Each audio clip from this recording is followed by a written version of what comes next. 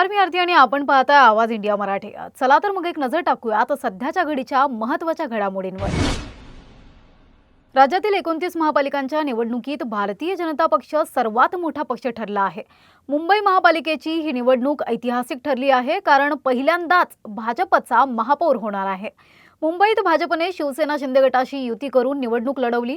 निकालानुसार भाजपचे 89 आणि शिंदे गटाचे 29 उमेदवार विजयी झाले आहेत. युतीमुळे मुंबई महापालिकेत जोरदार परिणाम दिसून आला. अजित पवार यांच्या गटाने काही महापालिकांमध्ये काका शरद पवार यांना साथ दिली, पण त्यांना मोठा फटका बसला. विजय मिळाल्यानंतर उपमुख्यमंत्री एकनाथ शिंदे यांनी सर्व निवडून आलेल्या नगरसेवकांना हॉटेलमध्ये ठेवण्याचा निर्णय घेतल्याची बातमी सध्या समोर येते. बांद्र्याच्या ताज लँड हॉटेलमध्ये 3 दिवस नगरसेवक राहणार आहेत.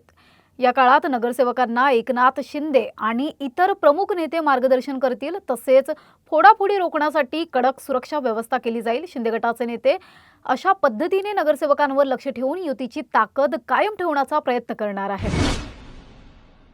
राज्यातील महापालिका निवडणुकांचे निकाल शुक्रवारी जाहीर झाले असून यामध्ये भाजप आणि महायुतीची जोरदार कामगिरी पाहायला मिळाली आहे.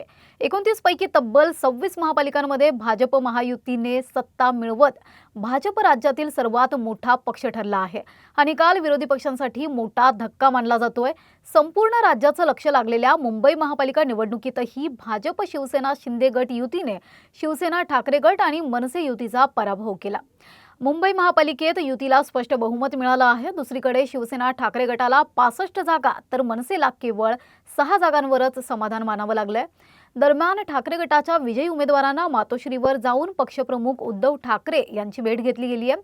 यावेळी उद्धव ठाकरे यांनी विजयी उमेदवारांचं अभिनंदन करत भाजप आणि शिंदे गटावर जोरदार टीका केली आहे. गद्दारी करून मिळवलेला विजय मराठी माणूस माफ करणार नाही, जिद्द विकत घेता येत नाही, खरी लढाई आता सुरू झाली आहे, असं वक्तव्य त्यांनी यावेळी केलंय. पुणे आणि पिंपरी चिंचवड या 2 प्रमुख महापालिकांत भाजपने मोठी मुसंडी मारत राष्ट्रवादीच्या दोन्ही गटांना मोठा धक्का दिलाय.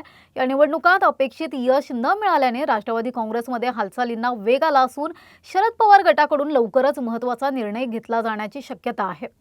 पुणे आणि पिंपरी चिंचवड जिंकण्यासाठी अजित पवार आणि शरद पवार गट एकत्र आले होते.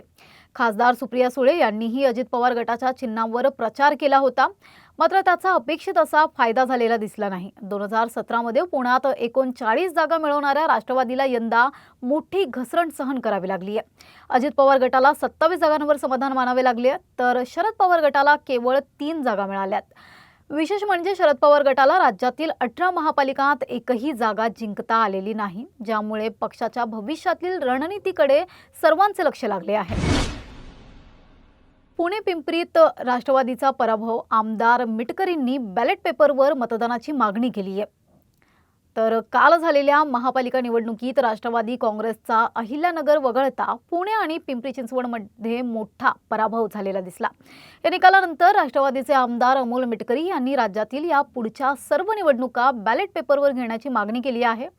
मिटकरी म्हणाले, ईव्हीएमचा फायदा काही ठराविक पक्षांना होतो का, असा सवाल उपस्थित होत असून सरकार आणि निवडणूक आयोगावर जनताने ठेवलेला विश्वास कायम ठेवण्यासाठी बॅलेट पेपरवर मतदान घेणे आवश्यक आहे. त्यांनी पुणे आणि पिंपरी चिंचवडमध्ये काम करूनही पक्षाचा पराभव का झाला, असा प्रश्न उपस्थित केलाय.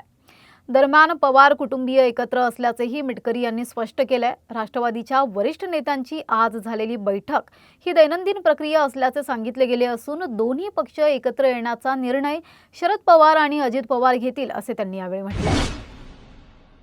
हैदराबादमध्ये AIMIM प्रमुख असदुद्दीन ओवैसी यांनी पत्रकार परिषद घेत महाराष्ट्र आणि मुंबई महापालिका निवडणूक निकालावर मोठी प्रतिक्रिया दिली.